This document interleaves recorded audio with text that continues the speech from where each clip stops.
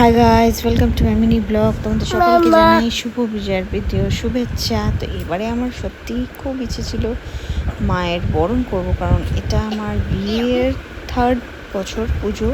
তো আমি একবারও বরণ করিনি। ফার্স্ট ইয়ার প্রেগনেন্ট ছিলাম, সেকেন্ড ইয়ার বাইরে ছিলাম, আর এই বছর 3rd ইয়ার। তো ইচ্ছে ছিল খুব।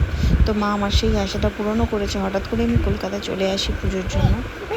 যাই হোক, বরণ করে আমি খুবই খুশি হয়েছি। তারপর সিঁদুরও খেলেছি। সিঁদুর খেলে বাড়ি গিয়ে ড্রেসটা চেঞ্জ করে চলে গিয়েছিলাম রাসবিহারিতে দুটো ঠাকুর দেখতে, 66 পল্লী আর বাদামতলা।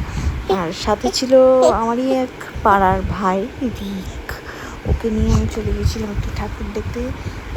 এই দুটো ঠাকুর আমাদের দেখা হয়েছিল না, তো দুটো ঠাকুরই খুব ভালো হয়েছিল। বেশি ভালো ছিল 66 পল্লীটা। জানি তোমাদের মোটামুটি সকলেরই দেখা হয়ে গেছে, তাও একবার আমার সাথে দেখি না।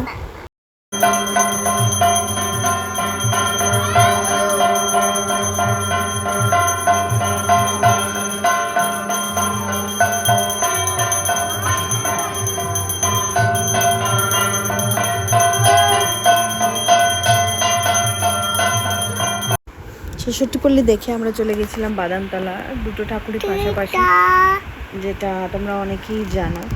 তো ওই প্যান্ডেলটা বেশ ভালোই ছিল, কিন্তু মায়ের প্রতিমাটা আমার খুব একটা পছন্দ হয়নি, কেমন ভুতুরে মার্কা লেগেছিল। তারপরে ফুচকা কোল্ড ড্রিঙ্কস খেয়ে আমরা অটো ধরে ফিরে এলাম বাড়ি। আর আসার পথে দেখলাম মা বিসর্জনের জন্য যাচ্ছে। তারপর প্যান্ডেলে গিয়ে একটু ঢাকের আওয়াজ শুনে বাড়ি ফিরে এলাম।